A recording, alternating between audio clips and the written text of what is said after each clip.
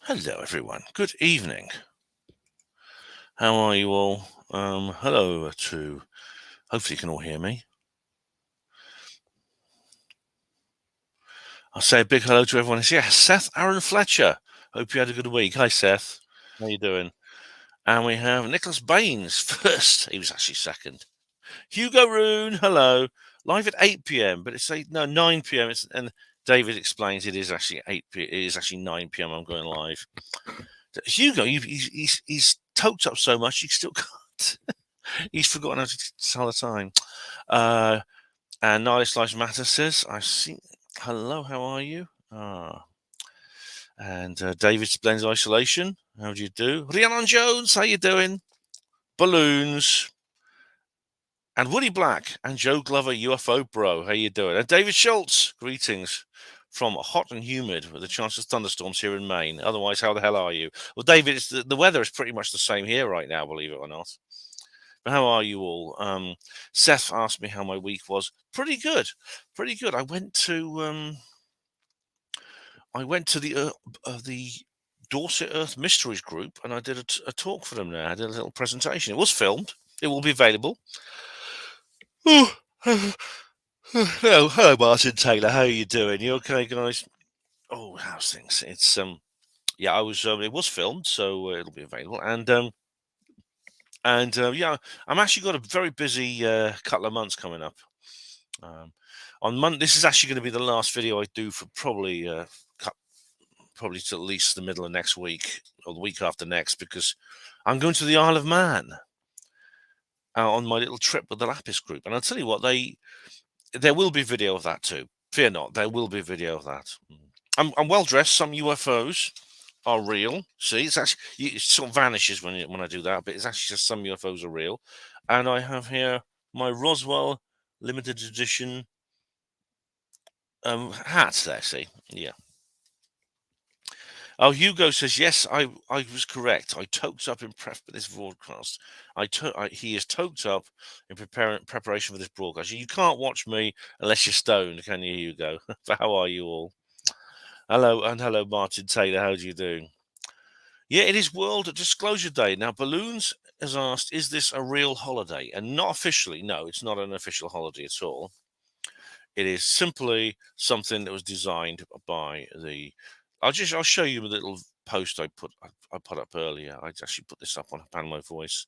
I know not many of you read Panmo Voice, but you should. If you like this show, you'll like this. Let's see. So this is Happy World Disclosure Day 2023, and this is the source. This is the source for it all. World Disclosure Day, and you can. I've already put comments on that. And July the 8th. Click on the globe. There you go like that. And there we go. Endorsements for World Disclosure Day. There we are. And we have Paul Davids, Foster Gamble, Paul Hellier, Edgar Mitchell, Bryce Zabel. I've interviewed Paul Davids. He's he's a writer, producer, director of many films, including exec producer and co-writer of the Roswell movie. Yeah, and this is all these different people's. Look, Amash, they've still got Amash there. Where's her panel? Her panel should be on there somewhere. Where am I?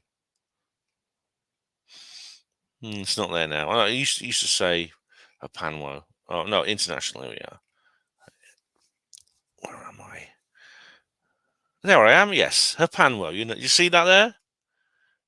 Panwell, United Kingdom. Told you. That's it. I'm endorsing World Disclosure Day. Yes, I am. Hello, Della Farrant. How do you do? Della Farrant says, I have had a lovely week and have lost my voice. Oh dear. I hope that's not a connection. But how are you, Della? Hope you're doing all right. Yeah. It's great you guys are all here. I'm going to miss you, I'm going to miss you all because I will not be able to make videos while I'm on the Isle of Man because I'll be doing other things. I'll be making a video with the camera to edit and upload later. So that's what I'll be doing when I go to the Isle of Man. Excuse me. And so when I get back, I'll do that as quickly as I can. But I'm not coming back until I think it's the 19th. I'll be home. So that's 9 days. Hello, Clopeye. How do you do? Clopeye, off to Turkey on Tuesday. We'll look out for UFOs out the window of the airplane. Hey, yeah. Check it out. Balloon says I had a Manx cat for 19 years. I miss him. The famous cats with no tail. Yeah. Della, the Isle of Man thing, it's basically, there's a whole load of people going. I think you know some of them. Richard Freeman, Jackie Tonks, the Lapis crew, Janet and Paul from Lapis, a couple of other people. It's all right if you're behind, no worries. We're all going over there. We're going to be exploring and camping and things like that. It should be fun. It should be fun. I'm looking forward to it. We will be paying well, it's not there anymore, but the famous house with the mongoose. We will be paying that a visit, definitely. Yeah, this is now. Why is this called World Disclosure Day? And well, if you're familiar with the story of Roswell, the Roswell incident happened sometime in the. Della says, "Hope you have an awesome time." Thank you, Della. Thanks very much. Thank you. Balloon says, "I heard the island was primitive and savage. Do they have a cell service?" I don't think they do. I think they have wires. You know, like your great granddad told you about. You remember wires? I remember the day when phones had wires. Hello, Stephen. How you doing? I'm off to La La Land next week. Wish me luck. Where's? Oh, right. Are you? Are you going on holiday, Stephen? Oh, cool. Um, and yeah, Rhiannon says maybe your cat is looking down. Oh, from your cat heaven. Oh, has you lost a cat there, Balloons? Oh, the Manx cat. Yeah, I'm sorry to hear that. I'm sorry to hear. I should have said that. Sorry, I forgot. Um, the actual incident, the Roswell incident, when it happened, no one knows. No one sure exactly when the craft crashed. Some people say early July. Some people say it had been lying there for a couple of weeks, sort of late June. We know that Kenneth Arnold had his famous sighting in June. Oh, what was the bloody date? Some people see. Some people say World UFO Day, which should know this off by heart. Kenneth Arnold. There we go. Kenneth Arnold UFO June 24th. That's right. Some people say that World UFO Day should be June the 24th. But for some people, for some reason, people celebrate it on July the 2nd. It's supposedly that's when the Roswell incident crashed. The Roswell craft crashed. Yeah, and but there's a reason why it's July the 8th. Rhiannon says, "You've been to the Isle of Man, and your uncle used to live there." Oh, Rhiannon, you've been there. Oh, cool. Hello, Mr. Grey Owl. How's you do? She says, Rhiannon says, "Ben, make sure you visit Cash and Glen where the Jeff the Mongoose used to hang out." Oh, that's definitely on our itinerary. We've got to go there. Now, the group have been over there twice before, and I haven't been able to go. The first time, I can't remember what it was. The second time, they were insisting on like V-word passports and things to get onto the island because it was quarantined. But yeah, I'll be. It's not like that anymore. Now, what happened was, as you know the story, the Roswell Army Air Force captured a flying disc, and Major Jesse Marcel handled the situation. He was head of intelligence for the 509th Bombardment Group, and as you know, it was actually the 8th of July that the 8th of July, a newspaper article was published in the Roswell Daily Record that said, oh, Stephen, it was a joke. Right, you are. Okay, Stephen. That said, RAF captures flying disc. Now, this caused absolute furore.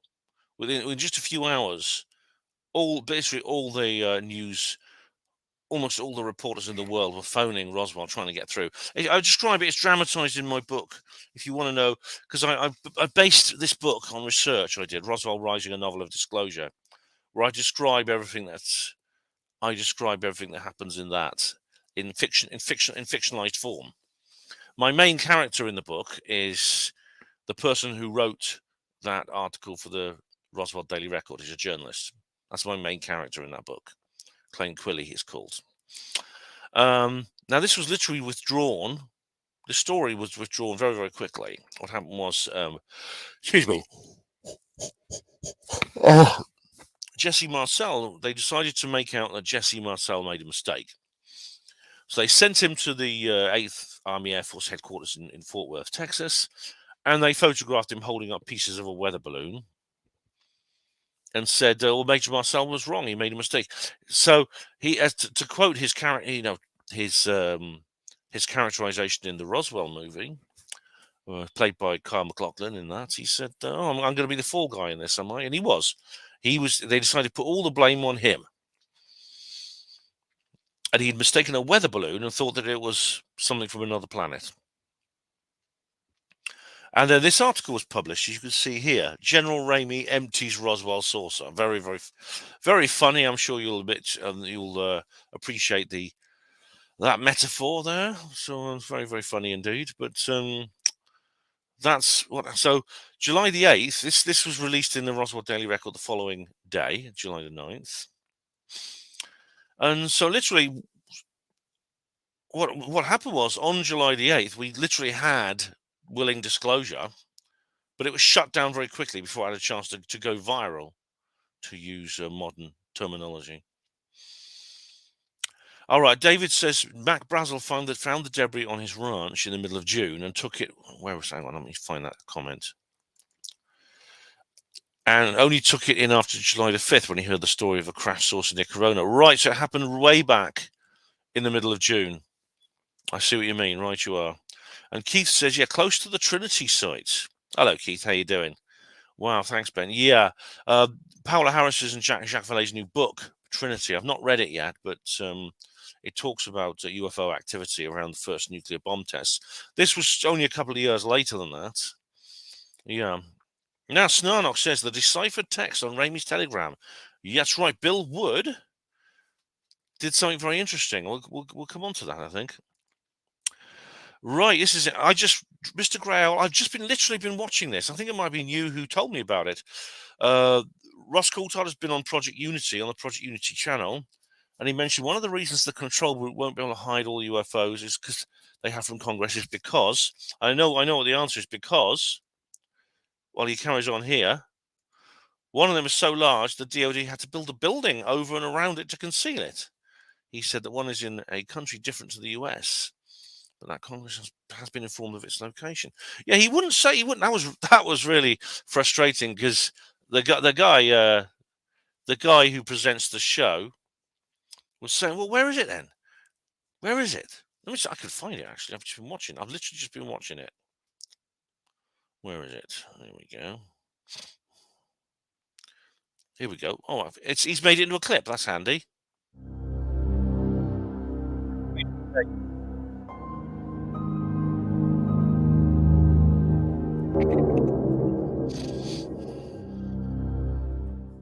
It's not just House committees now. It's not just the House Armed Services Committee and the House Oversight Committee.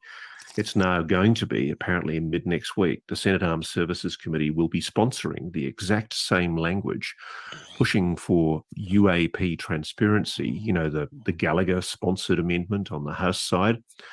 So you'll have 3 committees publicly concerned about industry involvement in crash retrieval. That's historical and groundbreaking. You've got the most powerful authorization committees in Congress, minus the HPSI, the House Permanent Select Committee for Intelligence, sponsoring the exact same language. The SSCI, that's the Senate Select Committee for Intelligence, the Senate Armed Services Committee, and the House Armed Services Committee. And I guess another one that we should possibly name is the Oversight Committee if Tim Burchett gets his go with them. And what he's talking about is, in part, the amendment that Mr. Gallagher has put up, which is essentially saying no funds authorised to be appropriated by the National Defence Authorisation Act for fiscal year 24 may be obligated or expended directly or indirectly, in part or in whole, to conduct or support any activity relating to unidentified anomalous phenomena that is controlled under a classified program that has not been formally, officially, explicitly, and specifically described, explained, and justified to the appropriate congressional committees. Right. So what he's saying is that they want to defund them. They want to defund the UFO secrecy. It all depends. You see, not all of their funding is coming from the government exchequer. That's the problem. I mean, some of it is coming from private industry, as indeed Ross talked about on this show. Ross actually he mentioned all kinds of things to do with private industry, about how the military-industrial complex is working through private organisations. Now he didn't name any. He mentioned Lockheed Martin a couple of times, which is an obvious one, but he didn't go as far as to name some of the others. He was a bit cagey about some of the others. Others, though, there's some that you can work out have to be involved because of people on the inside who've spoken out.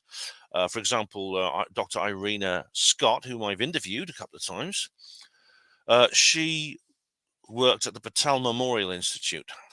This is in Ohio. It's actually not far from Wright-Patterson Air Force Base. And she said that this is a private institution, educational institution, like a university, which was involved in UFO projects. And of course, they're not just funded from the government exchequer. They have other sources. I mean, some of it is sort of semi or even completely illegal. I don't have time to go into that. Congressional leadership. It's pretty amazing, this stuff. And I mean, I've forgotten where it is, but you know, Douglas Dean Johnson's written it up the best, where he writes about how the new Senate intelligence bill that Kirsten Gallagher is pushing, it gives holders of I think Kirsten is that Kirsten Gillibrand or Tim Gallagher. He's got two people mixed up, unless there's some kind of gestalt entity and they manifest in different forms. But Tim Gallagher and Kirsten Gillibrand are both real workhorses when it comes to this, and they're doing a lot of good. Earth origin or exotic UAP material, 6 months to make it available to the all domain anomaly resolution office. Yeah, but Ross, doesn't that just give them 6 months or more to hide their shit? That's what I was thinking. I mean, it's good that Congress have grown some balls, quite frankly. We've been needing them to do this for a long time, but they're as I think, as Ross said earlier, you know, they're always one step ahead, as Jay's just asked. Okay. People are going to question what I'm about to say. Ooh. What if some of that shit is so big it can't be moved? Is that what you're saying, Ross? Is that what you've been told? That's exactly what I'm saying. How big is big? Big. So big they built a building over it in a country outside of the United States of America. It's not the John Ratcliffe Hospital. I'm sure I would know if that was the case. And I would tell you, wouldn't I? I know that sounds preposterous, and I know, oh my God, you can just hear them now, the bleating debunkers. Let's see this investigated. Let's just see what happens. Let's test these allegations before the Congress.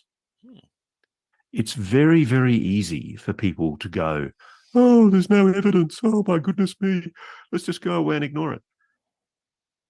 Let's test it. We haven't even got there yet. You know, there's a whole cadre. The debunkers don't want to test things. They just want to go, they just want to moan and whinge and wash their head and then go, praise the cash, pay me. Mentioning no names. Of supposed experts on social media who are saying it can't be, therefore it isn't. And that's been the default for so many years. It can't be, therefore it isn't. That's like, that's actually true. This is what they say. I mean, I don't know how many of you read Nexus magazine, probably quite a lot of you. There was that amazing article. I think it's not this month. It's the one before. I binged read about 5 of them on the train to Dorset and back. These guys were digging a tunnel somewhere, and they came across a lump of rock, which they were breaking the rocks in half, and one had a cavity inside it that was full of these worms, these little white worms. Excuse me. They captured them and gave them to a laboratory for analysis, and the laboratory identified what species of worm they were. And the guy said, "Well, what are they doing inside this lump of rock that we just dug up from the ground, deep underground, where we're digging a tunnel?" There are many examples of animals like being found in this way, alive, you know. And the response from the scientists at the institute was it was very simple. You must be mistaken because that's impossible. And the diggers said, no, we all saw it happen. No, you must be mistaken because such a thing is impossible. It can't happen, and we hear that all the time. Imagine if what Mr. Grush is saying is true. Think about the implications of that. Yeah, I thought about. Imagine if I thought about loads. I thought about those implications so much. I read a book about. I wrote a book about it, and I wrote 3 books in the end. A 3-part, a trilogy, a 3-novel series about that very thing. Just intimated to you, some of these objects are not capable of being moved because they're too bloody big. It's not that thing in Ukraine, is it? That Dr. Michael Salla talked about. I mean, that's pretty astonishing. Have you said that before? No, you're the first. See, I always save something for you, Jay. Always save me a little something. No, seriously though, Ross, that's nuts. So you were told by someone, a trusted source, I imagine, that multiple. Let me just tell you this: I know exactly where it is. Oh, come on. My goodness. He's not going to tell us. My goodness. You think that's going to come to light? One day. One day. Man. Yeah. And it's really interesting because it's absolutely gobsmacking that it's being kept as a secret. Jesus. Wait, imagine having an object that's so... He's keeping it a secret now. Come on, Ross, tell us. Big. It's just not conceivable to move it. Oh, man, spill the beans, man. Come on. I can't. I can barely even comprehend that. Yeah. I thought it was bollocks when I heard it too, and most people listening to this will anyway. But yeah, I mean, again, just an allegation, but one that I'm, assured should be taken seriously and hopefully will be being investigated by the Congress. Because again, where did the money come from? If it's not in the United States, it's not their jurisdiction. Whichever country it's in, it'll be down to their government and their Congress or Parliament to do it.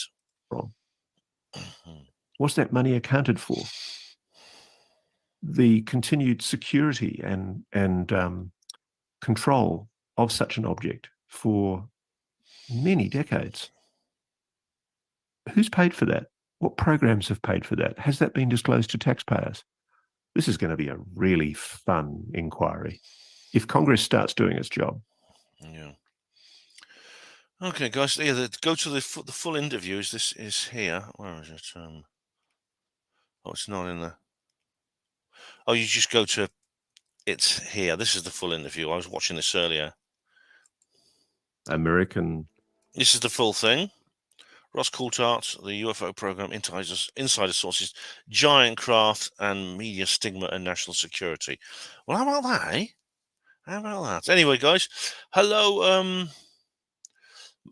We have Welsh Ripper. Hello, Welsh Ripper. How you doing? I'll just go through your comments now. See how we are living. Hello, how do you do? Oh, right. Someone said, right, there's a lot of discussion over this, of course. I'll go through your comments, scroll up and find them. The start of them. Snarnock, hello. Oh, you guys have been very vocal. Here we go. That's it. Mr. Grayle, I think, mentioned this to me. I think that's where I might have heard it about.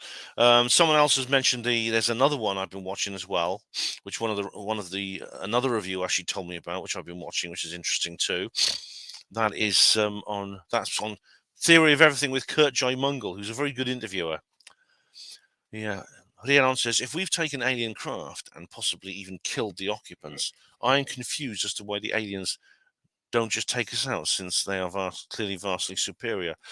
That's a good question, Rhiannon. I mean, it'll be I suppose it would, if that has actually happened, then that would be a legitimate retaliation under the rules of war.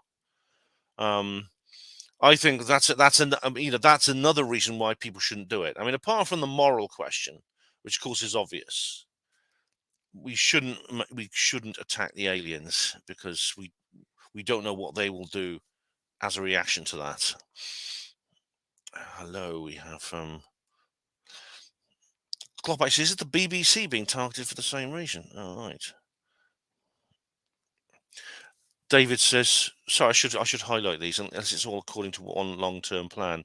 This is Rhiannon's that's Rhiannon's comment there. I thought I can show them, can't I? You mean they sacrifice some of their own? I mean, it's impossible to know what's going through their head. That's the thing. They may not even think with brains as we know them.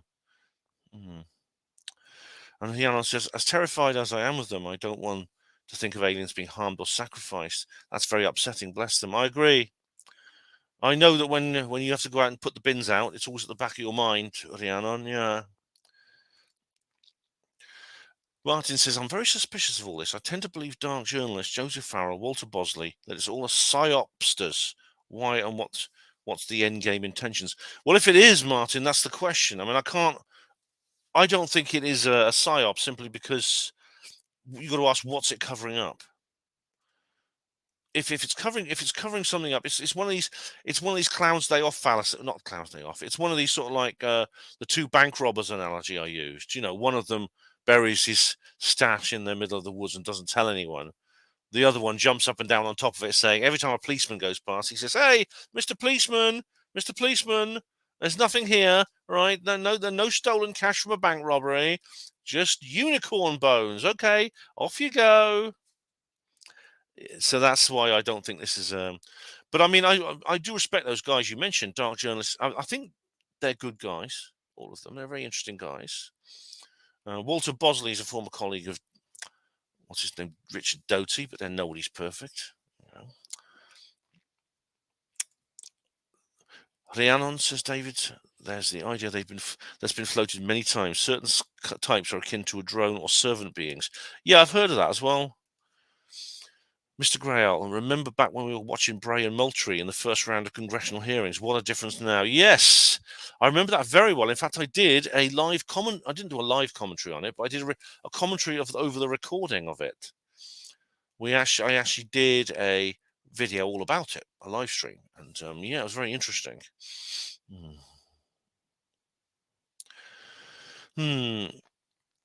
Rhiannon says, I don't like when they call alien stuff exotic. It makes me think of pina coladas and swimsuits with palm trees on. Yes. Exotic. I mean, it's interesting the words they use. Some of the terminology they use is actually very Orwellian. Non-human intelligence. Oh, Jeff Sperry thinks it might be the Millennium Dome. Well, there can't be any other reason that was built, because it was a complete failure. Yeah, I mean, where is it? Come on, Ross, says Balloon, says, this guy's a joke. Where is it, Ross? My grandmother's a duck from Venus. Trust me, bro. Well, he drops these hints and he doesn't tell anyone. I mean, unless he plans, it's all going to come out at some point. Oh, the Eden Project. Yes. Debunkers will say photos and documents can be faked. And unfortunately, Snarnock, in this day and age, they might be right, mightn't they?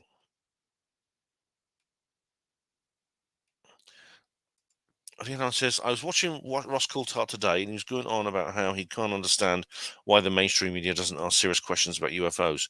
Does he not understand who owns the mainstream media? I think he does. Being an insider journalist, he must do. Then again, though, he did say that, they cover-ups in the mainstream, even in the mainstream media, cover-ups don't always work.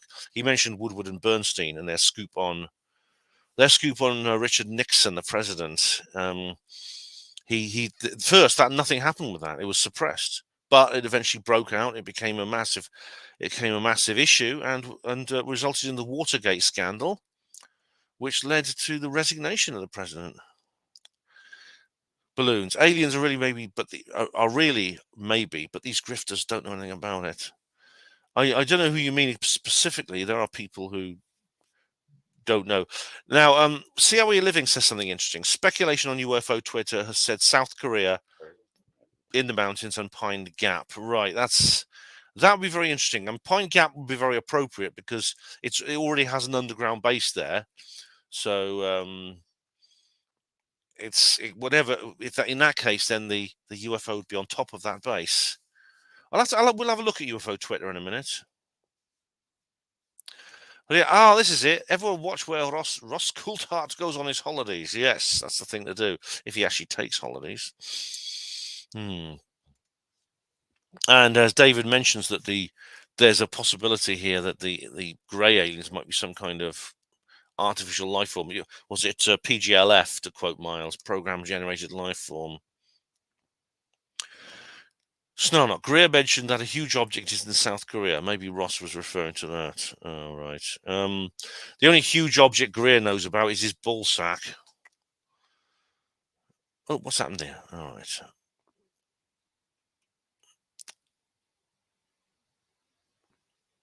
Martin Taylor, how could they silence hundreds of workmen constructing this building over a craft?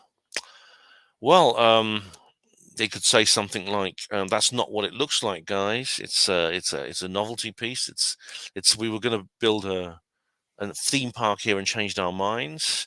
They could say, "Now, it's probably best you don't talk about this because you may find it difficult to find employment elsewhere." Yeah. Leon says, "I do find it hard to accept that someone as intelligent and experienced as Ross Coulthard doesn't understand why the mainstream media is not asking serious questions." Well, yeah, maybe he's being coy. He's sort of like he's sort of like saying, "Well, he's asking rhetorical questions." It could be that. Christy Morland, hello, Christy. Have you listened to the Betty Hill tapes yet? I've listened to her interview with Benjamin Simon along with Barney. They did interviews with, including hypnotic regression, with a psychiatrist called Dr. Benjamin Simon. And those were recorded, and you can get them on YouTube, and they're very interesting. Yeah.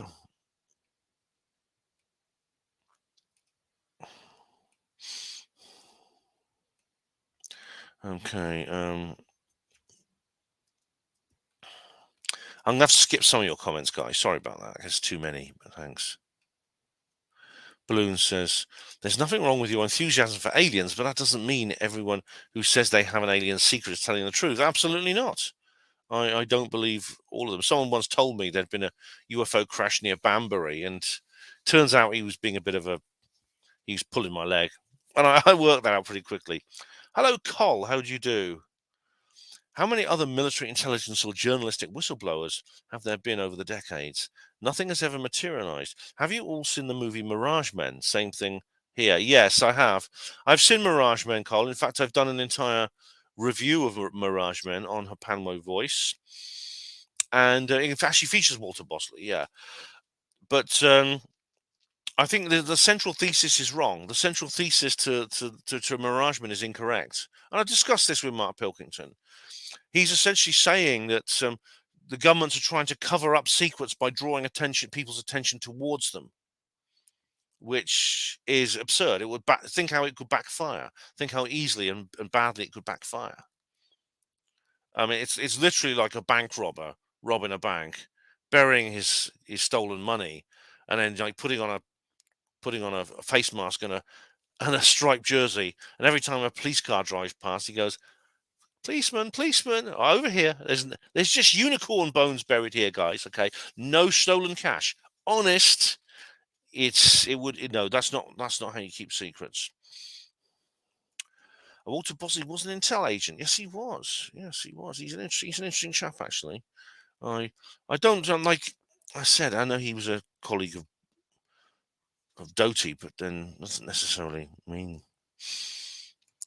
David, none of them have been taken seriously by Congress and the Inspector General. Grush's complaints have, yes. Oh, sources. Someone said something interesting here. What did someone say? Here, big capital letters. Where is it?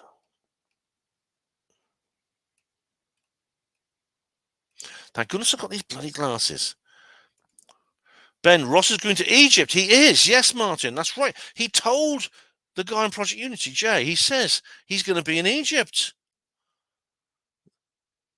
That's got to be something interesting. Because they said they were going to go to the Cairo Museum, didn't they? Because Jay's already been there. I'm drinking out of a measuring jug at the moment because my normal dragon juice container is in the wash. I mean, not in the dishwasher. We don't have a dishwasher, but it's sort of drying out. I've washed it and it's drying. Like somebody Rhiannon knows actually drinks out of a measuring jug too. This is all right. Ross Coulthart is going to Egypt to an uncharted expedition, so I don't believe it's there. All right. You probably told Mr. Ego from Project Unity. All right. Witness to Roswell by Karen Schmidt has only 600 witnesses. It's essential reading. It is, really is, yes. Maybe if they weren't so thin and spindly, they wouldn't be so scary. Yeah. Well, they do look different, don't they? Yeah, they do look different. Right, on the subject of UFO Twitter, let's go and see what they're doing. Let's go and have a look. UFO Twitter, let's have a look. Okay. I'll just share screen here.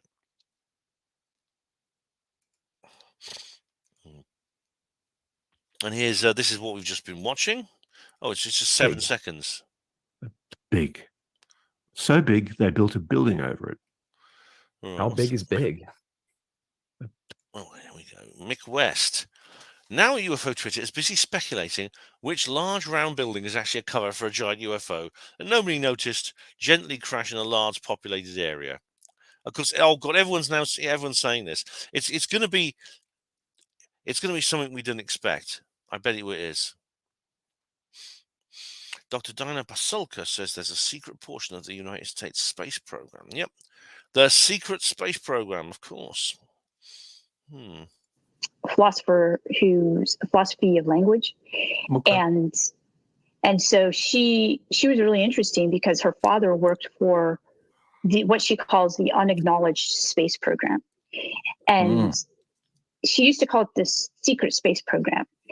And this was before I. Oh, this is interesting. Look, Space Cowboy says here.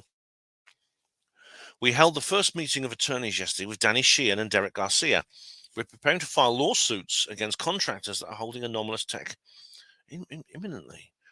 Contractors can take the amnesty offer to stop these suits. I think in the end of the day, that's the only way you're going to get any real secrecy. You have to have some kind of truth and reconciliation process in which anyone who comes forward and speaks out has to be granted full legal immunity. Readers of the Roswell trilogy will know that there is that kind of process that goes on in the story. Now, in the story that I wrote, it's not quite as simple as that, because there are some people who do have to be prosecuted because they have done outright criminal acts and things like that, and so they have hearings to decide whether they'll get what they call a returnment, which is that they get taken back into the legal system for prosecution, or they are actually exonerated under this situation.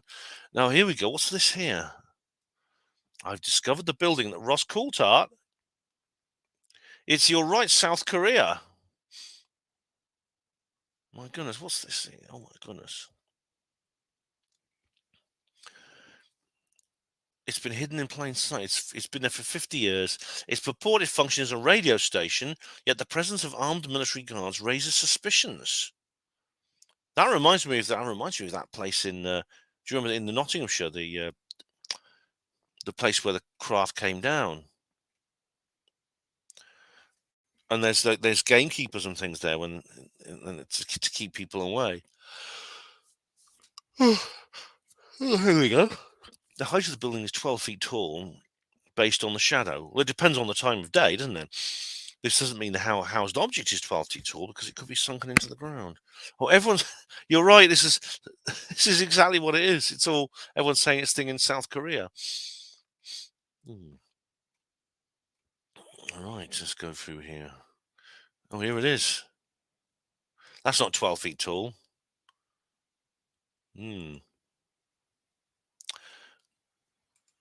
I don't know. I mean, it just seems too obvious, I think. Good evening, Neil Attenborough. How do you do?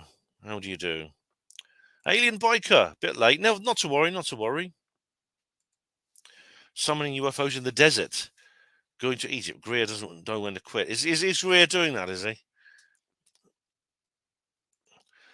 Leanne says, I would imagine it's not going to be round on the outside, as that would be too obvious. I think so too, yeah. It may well not be Pine Gap either, because Pine Gap has a purpose. Pine Gap is interesting, actually. Because I've actually seen Pine Gap. I actually went past it on a coach when I was in the area. We had a tour coach, and the tour guide said, half the people in Alice Springs, that's the big town in the area, half the people in Alice Springs work there. But if you ask them what they do, they'll just say, "Oh, I'm a storeman, I'm a cleaner, I'm a receptionist," something uninteresting and normal, so that they don't have to talk about what they really do. Martin Taylor says, "Ben, I believe that UFOs and aliens exist, but this is not the disclosure we want."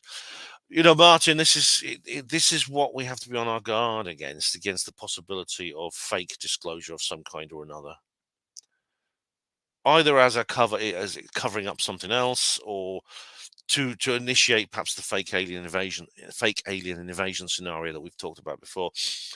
I mean, you see, whenever the idea that things are distractions always comes up. I mean, I've had lots of people tell me that things are distractions. Everything's a distraction. I actually lost an old friend over. Well, it wasn't that she was saying it was a distraction, but she was saying that it was unimportant. UFOs were unimportant, and she got so angry with me that I just blocked her in the end. But whenever I bring up the subject of a particular subject comes up, like David Grush, someone will say, "Ben," or call it subject A. I bring up subject A. Right? Someone will say, "Ben, don't look at subject A because it's a distraction from subject B." So I said, "Okay, tell me all about subject B." And I study subject B. And then someone else approaches me and says, "Ben, can't you see it? It's so obvious. Subject B is simply a distraction from subject C." All right, what's subject C all about? That sounds interesting. So I go to subject C and have a look at that. Someone says, Ben, come on. Subject C is just a distraction from subject A. Right, so we come full circle. Everything's a circular distraction from everything else. Great. Snarnock says here correctly, they managed to dismantle the Aztec crash. Now, this is interesting, the Aztec thing, because a lot of people just said it was all a con. It was just a con job. It was made up by this guy called Scully, ironically, considering the name of one of the characters in the X-Files. Frank Scully made it all up and put it into a book. But I'll tell you what, some people I didn't. Who was it who said that it's real? Somebody who's normally he's very skeptical. Someone's saying that they believe it was real. Who's the guy who's skeptical of most other things? Who was it? I think it may have been Dark Journalist, actually. Oh no, was it John Greenwald of the Black Vault? I can't remember. But anyway, they said no, it's real, and I've actually seen a documentary where they actually found the remains of the foundations of cranes and things they'd be using for move at that location, in a very remote location. There's like the foundation, a concrete block which is used to support a crane. And Rhiannon Jones says, "Yeah, to be a seeker of ufological truth is to be constantly gaslit by the unenlightened. It's a hard path to walk." Yeah. And it's just, it really, really is. It feels like you'll be under attack no matter what you do. I mean, I was attacked by somebody that I've been talking about, who just says, there's child abuse going on in the world. You obviously don't care about that because why? Because you're interested in UFOs.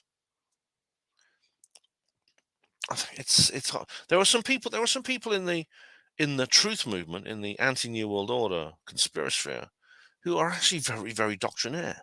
They're real Puritans, and it's their way or the highway. And I pick them up quite regularly, actually. Yeah. All right, I've not actually read the book yet. Still, we are living, but I know a lot of people don't believe it. I'm not so sure it's false from what I've seen. I think the Aztec case may well be real. Balloons. Does anyone here buy Greer's app? Some please, just to summon an alien, and then we could put all this to bed. Who knows? Greer himself might appear and answer your questions truthfully. I don't. Greer appearing might. I don't want to have any contact with Greer just in case it makes me turn a bit strange, if you know what I mean. It may do to me what the chemicals in the water are doing to the frogs, according to Alex Jones. I mean, I may think I'm straight as a poker, but Greer, a guy like Greer he can turn a man's head. He really can. I mean, so I've got to limit my exposure to him for the sake of wanting to maintain my interest in women. Scott Ramsey says to Snarlock says to Scott, his wife looked into it and found evidence that Scully was right. Well, you could say she was biased, but the thing is, there's this big concrete block at the location, and with some metal bits sticking out, which it appears there was a crane there. Why would they have a crane in the middle of nowhere? It's a very remote area. You can find it. You know where it is because someone has built a little cairn in the shape of an alien's head. Balloon says, Ben, what you've mentioned about the distractions, that's the definition of a conspiracy. We don't believe in those, do we? Of course we do. Yeah, that's it. But I'm not going to go on a rant about the backslappers and things like that, but God, they get on my nerves. You are so naive to think that, man. Oh, God. Steve says, Gray could turn you to the dark side. Well, not the dark side, but he could turn me. He could make me walk on the other side of the street, so to speak. Oh my God, Dave's got a UFO classic there. Frank Scully's first edition about the Aztec crash. Yeah. All right, let's just have a look at this. I'm just going to have a look at what all my favorite UFO Twitter people are posting. So let's have a look at. I'll let share screen first, and then I'll look at some of my favorite UFO Twitterati. So now I've got Tubacabra's become a bit of a. Oh, he's getting bitchy now. I don't like him as much as I used to. Let's see. Post disclosure world. Yeah, and he follows me too, which is nice. That's Ryan, UFO Jesus. Right, I've seen that video about Indiana Jones. Coulthard claims, Ross Coulthard claims he knows the exact location of an alleged UFO too heavy to transport. He also says this information will come out someday and Congress should investigate it. Yeah, the problem is, the thing about it is, though, it said if it's not in the United States, there's nothing they can do.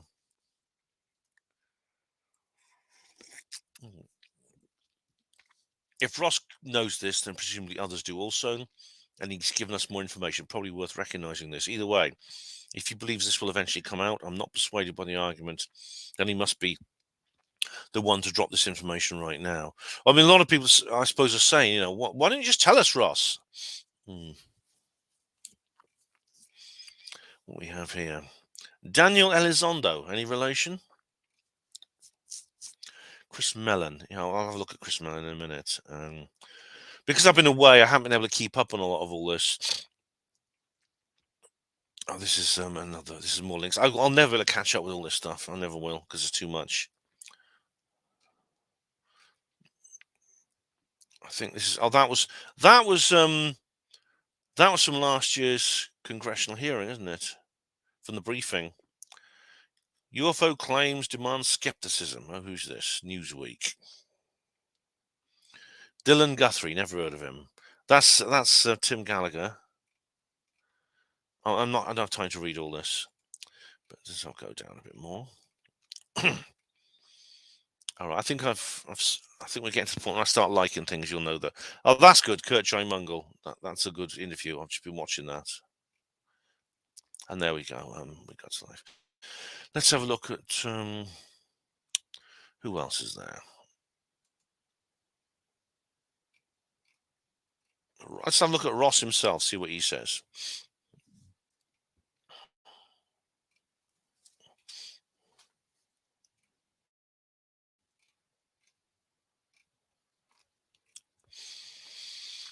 Right. Senators want to boost Pentagon UFO office funding transparency. Yeah. Oh, weaponized. All right. I think I've watched that. That's the new weaponized, which I've seen. It's their latest one. An End to UFO Secrecy, it's called. I've seen that. Okay, so I'm just going to stop sharing for a moment because I need to do something private to find. I can't remember how to find this one. Let's just see. Let me just. Is it still on Twitter? It should be still on Twitter.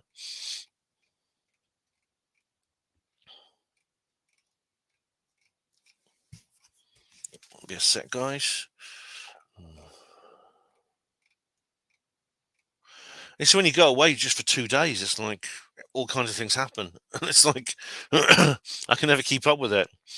And you know what? I mean, when I go away for 9 days, what's going to happen then? Because I'm going to be after tomorrow. I'm going to be away for 9 whole days, and I won't be able to get online. I mean, I don't want to get online. I want to be able to enjoy my holiday, my trip.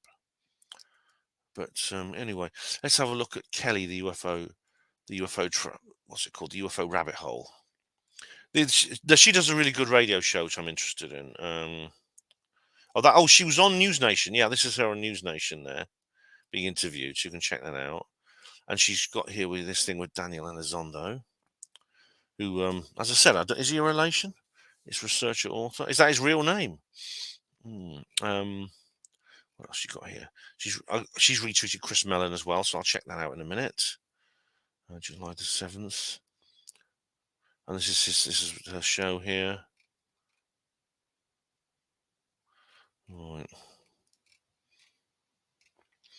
Oh, this is this interview with Ross. I've seen this. That's this. He's done. Yeah, that's about 2 hours. He's doing like 2-hour interviews every day.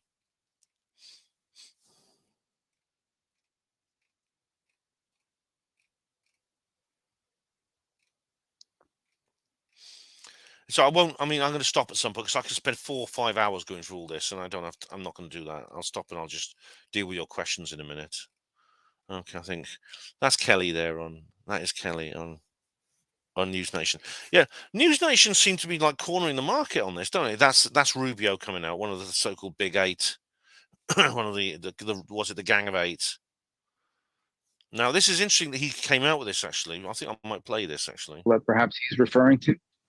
We'll say there are people that have come forward to share information with our committee over the last couple of years. I would imagine some of them are potentially some of the same people that perhaps he's referring to. I want to be very protective of these people. A lot of these people came to us even before these protections were in the law for whistleblowers to come forward. Sorry, people who have had firsthand knowledge, who claim to have firsthand knowledge of seeing this type of thing, or have firsthand knowledge or firsthand claims of certain things. Some are public figures, and we've heard from them in the past. Others, have not shared publicly. And so we're trying to gather as much of that information as we can. And the reason why I'm being cautious, I'm not trying to be evasive, but I am trying to be protective of these people. Some of these people still work in the government. And frankly, a lot of them are very fearful of their jobs, fearful of their clearances, fearful of their career. And some, frankly, are fearful of harm coming to them. So that category of people who have... He's saying harm coming to them. They're scared of harm coming to them. I mean, it's quite a confession. But he's illustrating this need for some kind of legal immunity. We're never going to move forward unless that happens. Now, the Gillibrand Amendment is the start of that, but it's not enough. It doesn't cover civilian contractors. And we're going to need something that does, for example. First-hand knowledge, you say they have actually seen these kinds of things. Do you find many of them? I think that's enough. All right. Let's just see if is Dr. Michael Salla on Twitter. Let's have a look.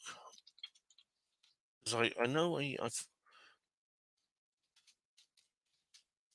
Dr. Michael. No, he's not. Okay. I know he's on some websites. I'm just gonna see if I can find that thing about. Because he alleges there is a UFO that's too big to move, but it's not so big they had to put a building over it. It's so big they had to build a nature park over it. Let's just have a look. I'm not going to show you too much because he's a stickler for copyright, is Salla. He won't even let you reproduce large sections of his articles. It's exopolitics.org, isn't it? And I'll just put Dr. Michael Salla and Oleshki Sands.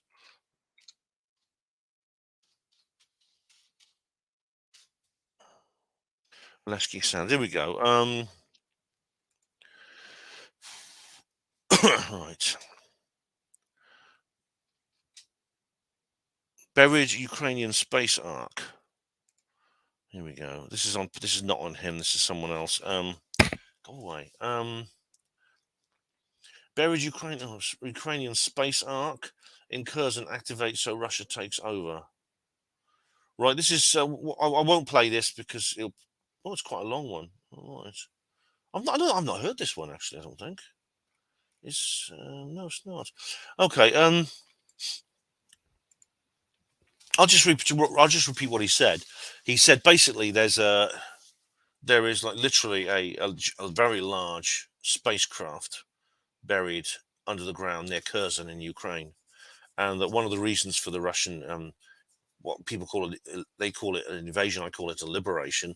One of the reasons for the Russian liberation is because of that, so they can take control of that from the globalists, because we know that Russia has prioritized seizing control of the bio warfare labs. We discussed this in the previous live stream, the one about the Wagner rebellion. But we know that, but this is another part of it. Yeah, he is on YouTube. That's right. Dr. Michael Salla is on YouTube. I'm just going to go through your comments now. I mean, I don't think there's much point me going through any more background, because there's just too much. I don't really know where to start. So I'll just go through your comments. Yeah. So, Greer, Spaceman Ball, says Joe Glover. Yeah, see, that's from that. Do you remember Paul? Have you ever seen Paul? It's very good, actually. Paul is it's got Nick Frost and Simon Pegg in it, but it's not an Edgar Wright film. So it's a different director, but so it's got a very different style. But it has that great double act, and it's about some guys who find an alien, and they have to get him back to their own planet. And he's a really funny alien. Now, the first time I saw that film, I didn't like it. I've got it somewhere over here. I didn't like it when I first saw it, because I thought it was taking the mickey. Because the Frost and Pegg play these two guys who are very neotenized. They're meaning that they're sort of 40-something guys who act like teenagers, and they're into comics and things, and so very immature. And what I think was the idea was that somehow they can say, well, this is people into UFOs are exactly the same as them. COA Levin says, I don't believe it's in Australia, because Roscoe would be all over it already. It's probably not Australia. I wonder if it's the UK. I mean, you see, with the information Ross has given us, it's impossible to know. It is literally impossible to know, because he's just said, oh, there's a big building and it's over this UFO that's too big to move. It's not in the United States. Well, that doesn't really narrow it down very much, does it?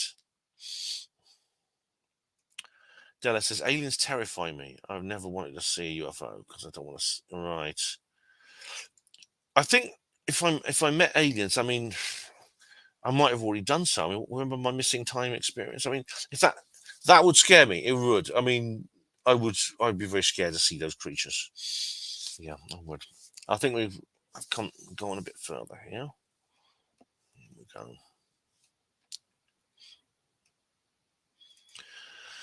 They would dismantle it. If it's possible to, it may not be possible to. We don't know how they work, what they're made of. We know they have a physical presence. We know that they produce physical objects. For example, they're not just like etheric, like ghosts. They produce like solid material in terms of craft. They sometimes die and they leave behind a corpse. Yeah. Oh, Spaceman said, need you at Awakening Con. I'm going to be there. I'm going. That's at the end of next month in Manchester. I'm going to that.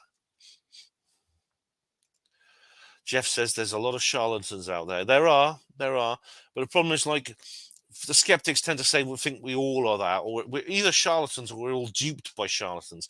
And on top of that, we have the backslapper saying exactly the same thing. Yes, aliens are real, unlike so they disagree with the skeptics and they say aliens are real, but I'm the only one who knows about it. Everyone else is a shill, or they're being fooled by shills. Yeah. So where are we now? Let's go down a bit. I think I've got to this bit. Martin says, I don't trust Elizondo, Corbell, Grush. Who's next to be rolled out? Spouting speculative hearsay. I think we got to bear in mind it's a possibility that we're dealing with some kind of con, or some kind of massive confidence trick, some massive psychological warfare operation. I don't see how you can really rule that out.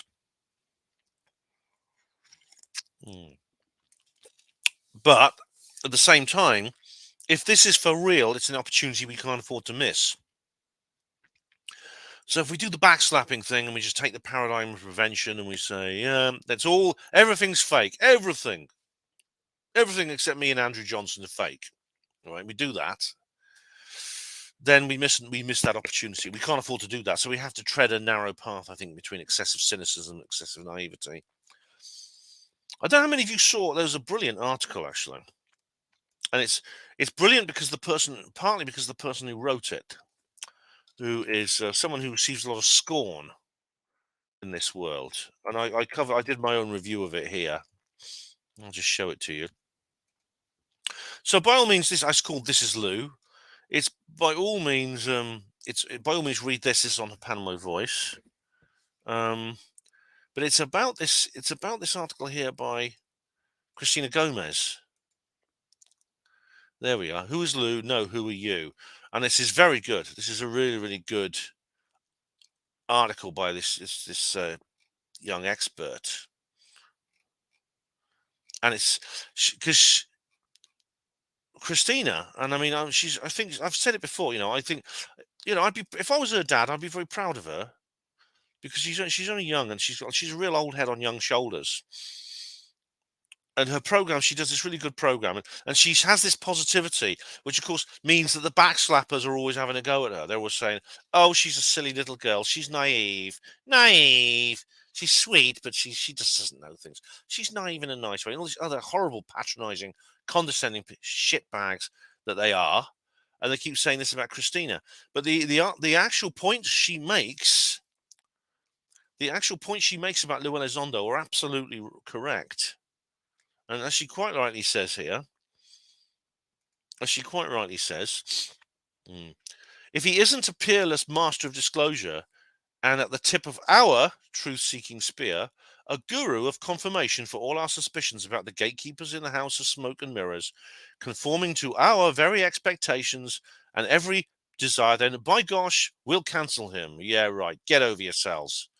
Well said, Christina. Well said. And so, Martin, we have to have it at the back of our minds and to be cautious, but we should be cautious without being excessively suspicious, I believe. Hello, Hugo. Thanks, Ben. So nothing happened. Sorry, I think that's the beer talking. It's either the beer or the blow, mate. Yeah. Someone actually asked me if I should wear contact lenses. I've never thought about that. I mean, it's not too bad. I mean, they tend to reflect the monitor. So as Rhiannon warned me, make sure I got all the naked ladies off there before I do my shows. Oh, what is it? Ben, says Balloons. It would be nice if folks could write to you about their close encounter experiences and you could read them to us. Well, they sometimes do. And I don't always read them. I mean, some of them ask me not to. And I certainly don't identify somebody. I don't identify people. But I I will do if necessary. Oh, Balloon says, hope you have fun on your holiday, and it's pretty exotic location. Well, exotic in the Rhiannon sense, not the UFO sense. Well, it depends on the weather, really. Take lots of photos if you can. I'm going to do better than that, Balloons. I'm going to do a full-length reportage for you. And it's going to be quite long, I think, because I'm going to be there. Well, I'm coming back on the 19th. Yeah. Hello, Paul. How do you do? Paul the Alien. Yes. I love that film. I mean, it just grew. I didn't like it when I first saw me, but it's grown on. It's grown on me. See how we live in says there's only one place it could be if it's ancient Antarctica. Not necessarily. Not necessarily. Alan says they've blurred parts of South Georgia. Yes, they blurred a lot on Google Earth. I've covered a lot of that. And on Google Street, there's entire buildings that are blurred. Hello, we now have Israel Diego Rivera, Genius to the Real Genius. What will come first, exposure or disclosure? It depends what's being exposed. I will expose my body when I have a bath later, but I will not. But that will happen this evening. But other things might be different, Mr. Grey Owl says, up here in socialist Canada, there's lots and lots of room. Yeah. Well, I mean, you could try asking old Justine Castro, couldn't you? What's been happening? But he probably doesn't know. He's such an idiot. Diego Rivers says, could aliens be non-physical beings, part of the universe itself? Some of them appear to have that feature to them. They appear to be they appear in kind of etheric forms. Sometimes psychic mediums contact with them. They appear in psychical research studies, like the Skull experiment. And that's true. And funny enough, they look exactly like you'd expect an alien to look like greys. However, they have a physical presence. They leave footprints. They have craft which appear to be solid metallic objects with elements we can identify. And as I said earlier, sometimes they die and they leave behind a corpse, which indicates they are physical. Or maybe some are, some are and some not. Yeah.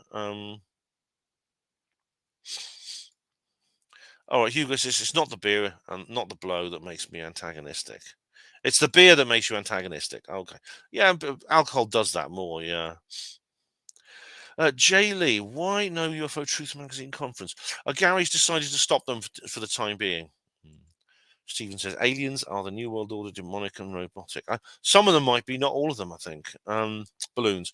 I admit I'm prejudiced. I must be careful. I don't trust anything that comes from the government or its employees. If I heard it from Salah, I probably wouldn't be so skeptical. Well, it's as I say, it's important to be cautious, but the whole truth embargo now. It is less. There's no unity of purpose like there used to be in government, as I've said before. Leon says, on the balance of probabilities, do you think greys fart? I don't know. I bloody hope not. Well, if they do, I hope they do it quietly and it doesn't smell too bad. Martin Taylor says, the Isle of Man is beautiful. I was there for the TT races in 2019. Oh, that's just before they shut the whole place down. Yeah. Yeah. They had that. Because it's an island, it's quite easy to isolate, so they quarantined the whole place. Oh, there's such a romantic story. I think this really warmed the cockles of my locked down heart. I don't know if you remember this. But there was one guy, a guy from southern Scotland. He got special permission to go to the Isle of Man to do some building work on something, and so he went over there. And when he was over there, he met the girl of his dreams. But then he had to leave her and go to. He had to leave her, and he had to go back to the mainland, and suffice with phone calls and Skype until the lockdown ended. And he couldn't bear it. And you know what he did? He got a jet ski, and he travelled to the Isle of Man. From the coast of southern Galloway across the sea to the Isle of Man on a jet ski to be with his beloved. He ended up having a month in prison for that, for breaching, for endangering people apparently from the breaking the lockdown rules. But that's what love does, doesn't it? Now, would I have done the same thing in his place if I was in love? Would I have done the same place? Absolutely, I would. But I would have got myself a proper boat. I mean, it's across the jet skis are not designed for long ocean voyages. I think it's like about 12 miles or so to the Isle of Man. You can't do that on a jet ski. It's utterly reckless. And the guy's lucky to be alive. He should have got a proper boat, not a jet ski. Oh, right. See how we're living. I don't think greys have anuses. Greys seem to lack a lot of physical features that we do, such as fingernails, genitalia, things like that. They tend to have eyes. Some of them have ears and noses, but the ears tend to be little holes, and so are the noses, and they have these slit-like mouths with no lips. And Rhiannon says, probably not. And even if they did, they would probably emit some kind of toxic gas. Oh, like the alien in, do you remember the Signs? That's another film I hated when I first saw it, but it grew on me. That's M. Night Shyamalan's Signs, with Mel Gibson playing a priest. This alien has a pipe that comes out of its wrist, and it blows toxic gas in people's mouths and noses. See how we're living. That's why they're so interested in probes. And as the alien Paul said, why do people think we're probing them? What are we doing? Harvesting farts? But yeah, that was a good film, Signs. It grew on me. But funnily enough, the aliens, if you remember, spoiler alert, the aliens can't stand water. Water kills them. So they're not a water bait. They're obviously not like a carbon-based life like us. Now, what's weird is, why do they want to come to the Earth where there's water everywhere? I mean, how do they cope with that? What's the point of conquering a planet which is full of the stuff that poisons them and kills them? I mean, what do they do if it rains? What happened to cope with humidity? Stuff like that. Leon says maybe that indicates that what we see is some kind of covering rather than the actual physical form. Funny you should say that, Leon, because if you watch, I've never read the Book of Communion, but I've watched the film with Christopher Walken based on the book by Whitley Strieber. There's a scene where they actually take like the mask of it. They take something, a part of the alien's face off. It turns out the alien's face is a mask, and it's got like this strange reptilian proboscis underneath. And funny enough, Credo Mutwa says something similar about aliens in his interview with David Icke. David Schultz, of all the films about the taking over of Earth by alien consciousness, the film 1996, The Arrival. Yeah, it's very good, that is. That's pretty good, yeah.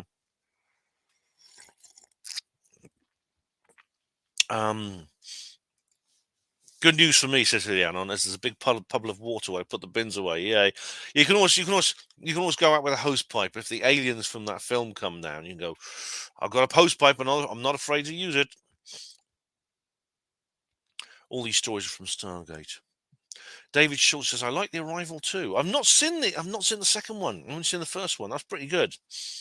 Not to be confused with Arrival, which is a much more recent film. That was one. That was very good. That's Denis Villeneuve film. That's probably the best alien invasion film ever made. Now, David says the Virginia devil-like beings scampered around the city and smelt hugely of ammonia and sulfur, so much so that they stank out the hospital room and hall and lingered in the nostrils of those they encountered. Yes, they had all the witnesses say they had a very unpleasant smell of ammonia, sulfur, like I say.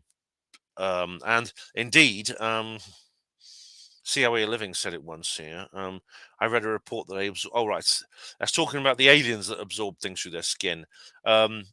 Unfortunately, the young policeman, he was carrying the alien, and he apparently it's a greasy thing, and he got some of it on his skin, and that's Chiresi, Paolo Chiresi. He apparently was poisoned by it, and he caught something off it. Either it was a toxin or a disease of some kind, and he died. He died a couple of days later. Leanne says it does look like a mask, and maybe their attempt to look more like us, and also to protect themselves from our atmosphere. I can believe the latter, Leanne, but if they want to look like us, they've not done a very good job. The Nordics have, but not the Greys. Are Hollywood films a form of disclosure, says Diego Rivera? Possibly. If, for example, as I theorize, that is the white hats, this is why people were saying they don't trust anything that comes from the government. I think Martin said that. Martin says he doesn't trust anything that comes from the government, or Balloon said that. That's on the assumption there is still a unity of purpose. But what if the white hats are in control of the truth embargo now? What if the white hats are behind Elizondo and Corbell and all those other people? What if there is I can't actually say it, but we're talking about the 17th letter of the alphabet here. What if that has now taken control of the alien secrecy and wants to bring it out and has made the decision to begin preparing people? Because they may have made the decision and said, look, we can't just all say this because people will suffer from that. That's that brilliant new term, that neologism that's just appeared, which is so descriptive and so accurate. Ontological shock. They want to try and protect people from ontological shock, and in that case, then films would be a very good way of doing that. Balloons says, watch all the episodes of what? What do you mean, Balloons? Sorry, I missed that bit. If you put it there before. The lift scene in The Arrival. All right, I'll probably know that if I've seen the film. Cattle mutilations are connected to methane production. Is this alien fuel? No, because methane is a very abundant subject. Oh, am I being abducted? Am I being lifted up like that lady on that film who was lifted? Do you remember that Asian lady who was abducted from her bed? Sorry.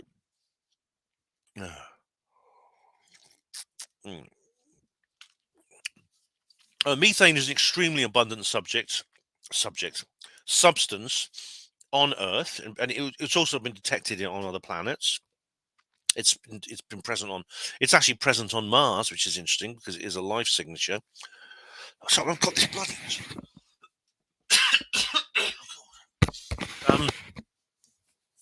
Now,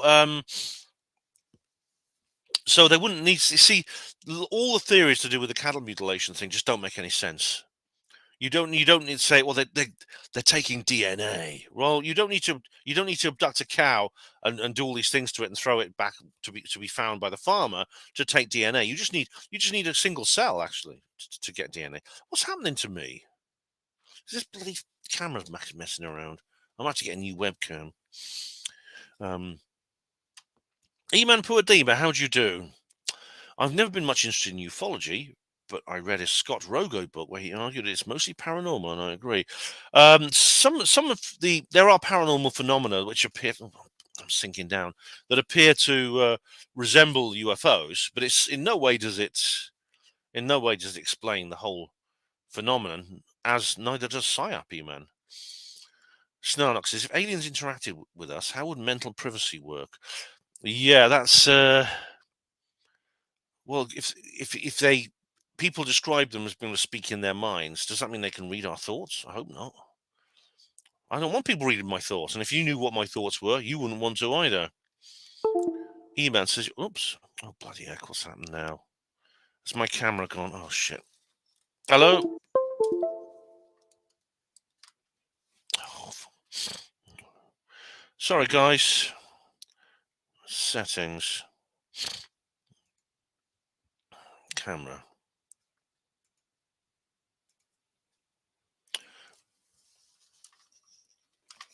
Oops, I've got a little problem here, guys. Can you still hear me? Can you still hear me? I'll do that so you're not looking at a blank screen. We can hear you but not see you, says Balloons. Yeah, my webcam appears to be having a little bit of a brain fart. Let's just plug it in again. Right. Are you going to work? I might have to get the spare one out. I do have a spare webcam, luckily. Or at least I thought I did. Do I still have it? I think this one is not. This may have been a permanent breakdown now. I'll just get another one. That won't be too bad. I can easily get another one. All right, let's just use this spare one. Right. Let's have a look.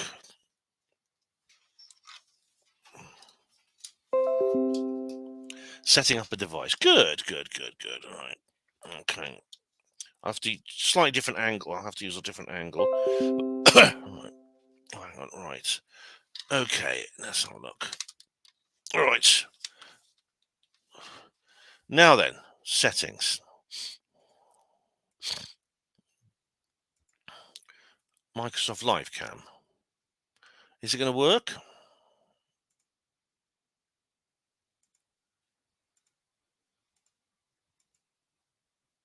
Live Cam. Oh, no, it's not working.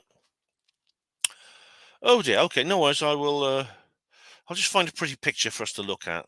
There we go. Let's just find a pretty picture. Let's find UFO.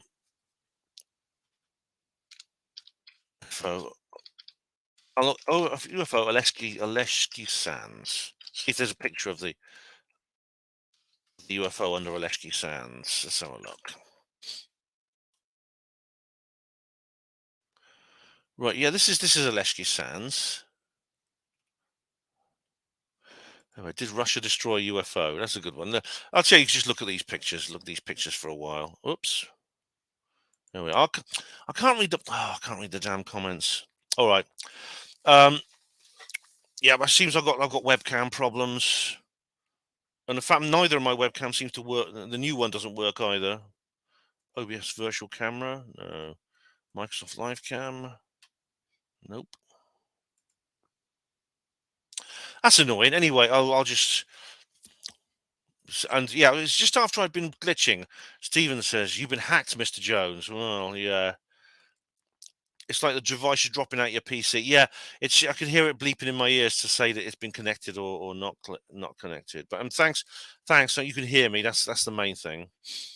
Anyway, I'll finish in a minute. I'll finish in a sec. But thank you very much. You can hear me. Great. That's the main thing. So if the aliens got Ben. Hello, Sega Saturn. How do you do? All right. So how are you guys getting on? Okay. So, where are we going? I can read the comments now. I can read the comments now. That's good. Oh, Della, so your dulcet tones are quite enough. Oh, thank you, Della. Okay. We need agents to reboot the British Isles quadrant in the Matrix. All right. No, where's my old webcam? I don't think it's going to...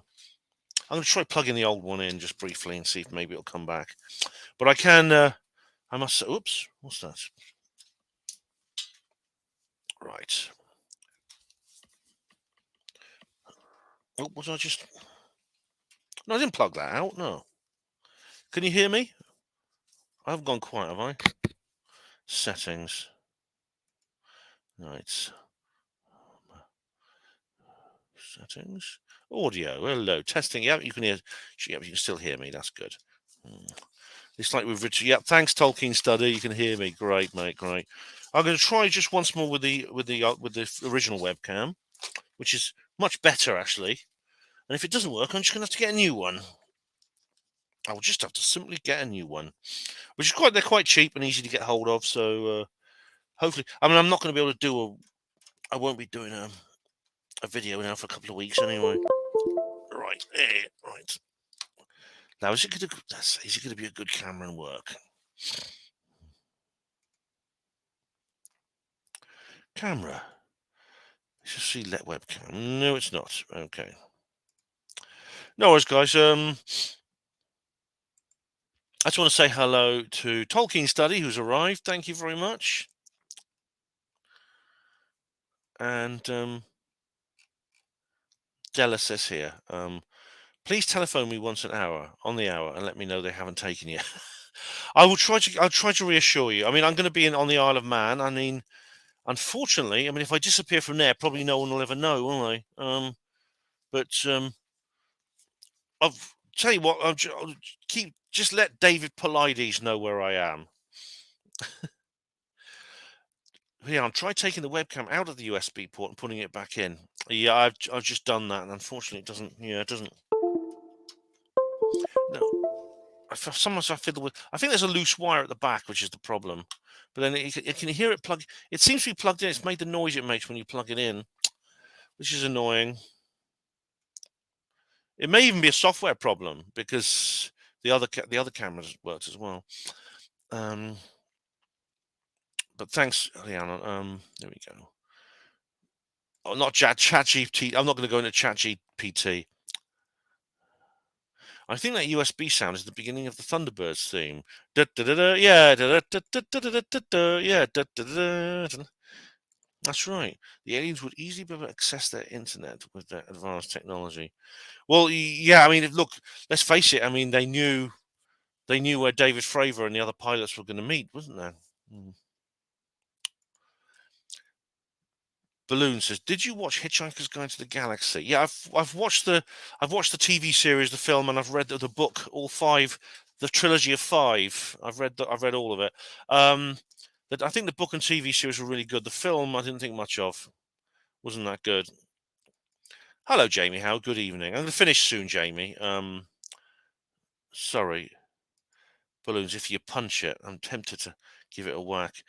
David says you might have to reboot Windows and reset the USB device to wreck it. No, I'm not going to do that now. I'm not going to do that now. Eman, I'm glad you agree with me on that important point. Well, thanks, Eman. I can't remember what the point was. Oh, the sound, the Thunderbirds thing. Yeah. But anyway, guys, I'm going to be away for a bit. Yes, I'm actually going to be in. Here we are. Put you on. You can just see my little face. You can see my voice. There's like an illustration for my voice there and a visualization. But I'm going to be away for a bit on the Isle of Man. But while I'm over there, I'll be making a video. And I will get back to you as soon as I can. Which will be basically I'll be coming home on the 19th. I should be home by the 19th.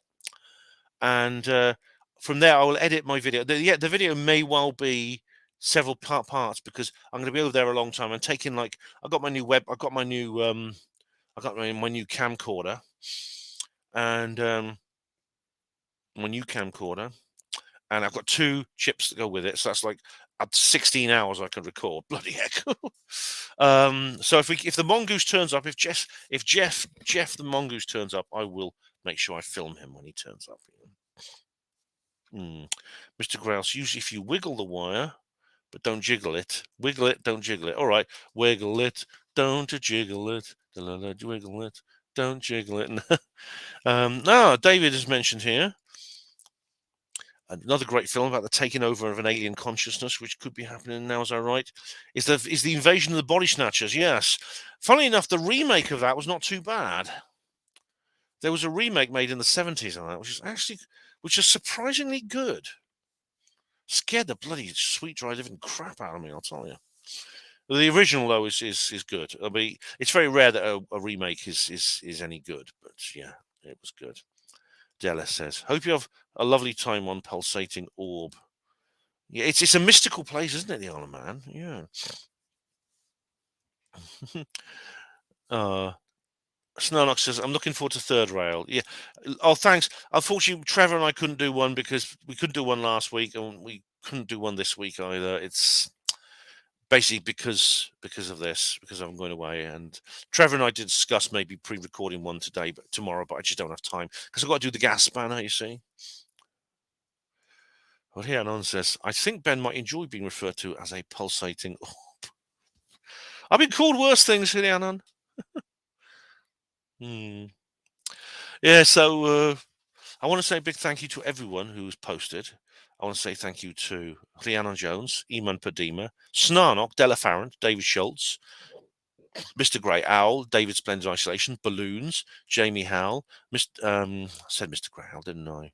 Martin Taylor, Tolkien Study, Eamon Padima, Eamon Puadama, Stephen Truthseeker, SBAK444, that's a good name, Sega Saturn, Israel Diego Rivera, Dean Genius 2, The Real Genius, and sorry if and see how we are living. I hope I haven't missed anyone out. Oh, David says Body Snatch has been remade again. Oh, blimey, yeah. And Seth Aaron Fletcher, thank you. Thank you for posting. And yeah, this is the last you'll be hearing with me now for a while. Presumably, if they don't practice cannibalism on the Isle of Man, I think they might have given that up. The missionaries did do some good, so I should come home in one piece. So that's what I'm hoping for anyway. If not, it'll just be my bones, and you have to bury them and scrape the teeth marks off them first, and then I will be making more videos. But I'm going to miss you guys. I am. I'm going to miss you guys a lot. But yeah, it's weird. Other people go away on holidays for long times. I mean, the longest I've been away is 4 days. I go for like weekend conferences, I think, and things like that. I go for 4 days. This is like more than twice that length. This is like 8/9 days. And the last time I went away for that long, I think was when I was dating Sue Stain. I used to go and stay. I stayed for 2 weeks once in Nottingham. But even then, I used to go online because she had a computer, you know. CCG, missing you already. Yeah, I'm going to miss you guys. I'm going to miss you a lot. And thank you very much. Thank you very much, Balloons. Thank you. And you too, Snarnock. And, oh, yeah, can bring me back a postcard of a Manx cat? I will. I won't bring you home an actual Manx cat because it may not get on with Slinky, but, you know. Slinky will go, "You tailless bastard." Yeah, and I might have tail envy, but yeah, I'll bring you home something. I'll bring you some nice seafood on the Isle of Man. That's right. Yeah, they have. Yeah. Oh, Della sent me a Facebook message. I'll check it out, Della. I will. I'm going to go through all my correspondence before I leave, and it's weird. It's weird to think I won't be. You know, my online friends. It's like when my computer broke down and my internet gets cut off. It's like being on a desert island. I mean, I will be with friends, you see, because I'm going over with the Lapis crew, you know, the Lapis crew and other people like that. Take care. David Schultz, take care. And Snarnock and everyone else, thank you very much. I will be back. I'm only joking about being eaten by cannibals. I will be back. There's no reason why I shouldn't come back. And so, until then, fond farewell to you all. You're great. I love you all. You're great. You're really great friends. And thank you very much for your interest in my channel and for watching my videos, especially contributing to the live streams and the comments for the comments reply videos. These interactive videos. This is going to be this is not going to be my last ever video. This is going to be my last video for about 9 days. So take care. Night night, Helianon. Sleep well. Night night, David. Night night, everyone. See you soon.